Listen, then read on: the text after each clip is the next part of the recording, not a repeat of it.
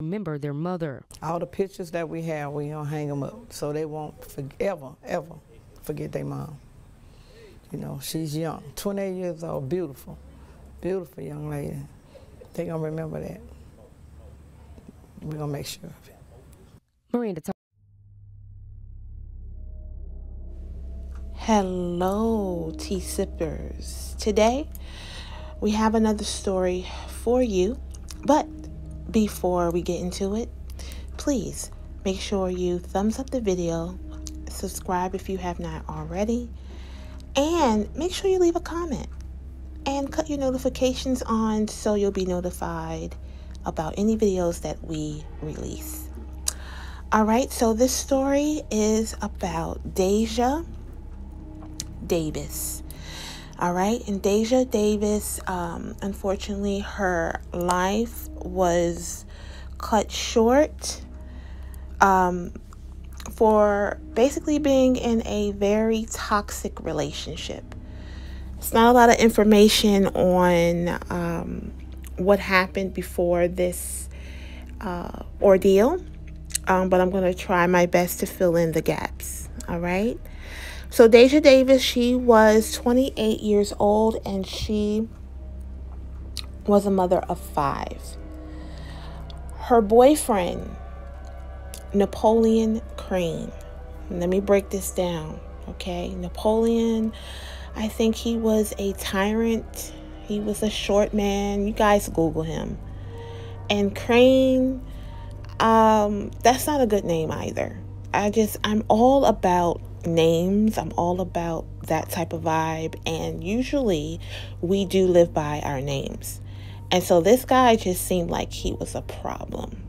Okay. Apparently their relationship was very toxic.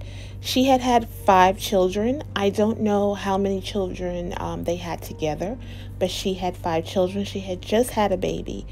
Her youngest, I think her oldest was 15 or 13, and her youngest is 6 months, And her mother, Kim Davis, she was alarmed or alerted that something was wrong because, you know, the 6-month-old or her children were not picked up from daycare, probably her 6-month-old.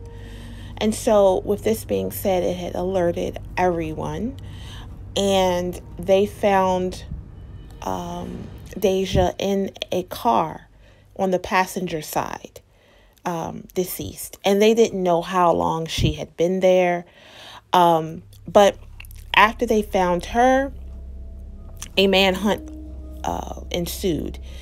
And they were alerted that she did have a boyfriend, and the boyfriend was on the run. So this happened in Baton Rouge, and he was from Pennsylvania. Okay, so he was on the run, and apparently their child, their baby was in the back seat of the car when he did take off. And they had put an Amber Alert out there, but the Amber Alert was not public. It was just for the cops or just for the authorities to know about it, just so they would not let him know that they were chasing or basically coming for him. All right.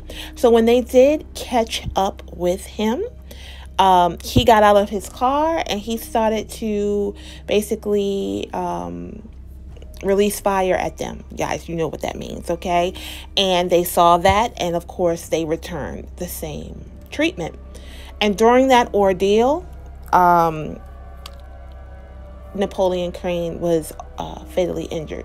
Now, later on, they came out and they said that he had deleted himself, if you will. But that's alleged, okay? We don't really know what happened there. So, unfortunately, 5 children are now, they're, you know, without a mom, without her dad. And hopefully the family can take care of these children. And I think they're with the grandma. All right, so that's the information with that. And I'm going to get into my commentary about being in toxic relationships. I said this before in another story that I had done about this sort of same story. You know, there are levels to this treatment, okay? Women or men, because men go through toxic relationships as well, okay? So toxic relationships in general, they start off small, they start off fun, they start off exciting, you know? Some people feel like if you don't have a little bit of an argument or a disagreement or a little bit of a tit for a tat, if you will, now and again, the relationship is boring. You know, like the old saying says, you know, good girls love bad boys. And I think good guys like bad girls as well. Why? Because it's an interest there. As soon as you gather that these type of partners that you're with are, you know, not able to control their anger, and they're not able to control their physical, their bodies as far as lashing out physically at you, it is time to take that as, okay, that's it. This is it. And I know it's not as easy, but don't think that you can change them. Don't think over time it is going to get better. Don't think that the children are not affected, because all of that is not true. Okay? Now, if your partner is lashing out at you physically, mentally, or spiritually, trust and believe they're going to do the same to your children. Luckily, this story, no children were hurt physically. But spiritually and mentally, they are going to be hurt because their mom was taken away from them. Sometimes we want a partner so bad that we put everything on the back end, including our own selves, to be in a relationship. Now, this is straight out to my ladies. Ladies, I know there are not a lot of good men out here. But if you are into the faith of God and you pray, God will send you your partner, your man. He will send you a good man. That man will find you. Don't get caught up and say all the good ones are gone, all the good ones are married, all the good ones are taken. No, don't get caught up in that. Just know that what God has for you is for you. You have to do the work. You have to be patient. Okay? There are definitely red flags to all of these toxic relationships and toxic partners that we choose. There are red flags, but we choose to not listen or see them.